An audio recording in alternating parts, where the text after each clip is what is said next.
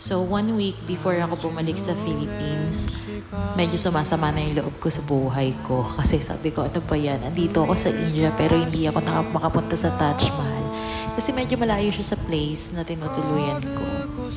And then, yung boyfriend ko is ayaw niyang pumunta dyan. Kasi sabi niya nakapunta na daw siya dyan.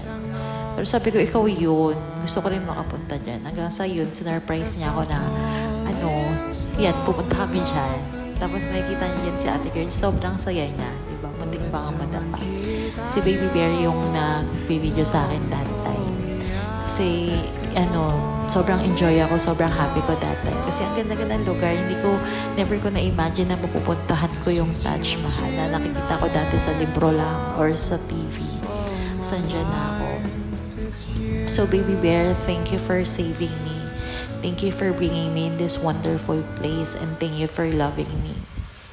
Ayun, sobrang saya kasi sa loob ng Taj Mahal, pumasok kami tapos nag-kiss kami dyan dahil parehas kaming malandi. Again, ayun, ang ganda-ganda niya, promise. I love you, Baby Bear. See you soon. Thank you for everything.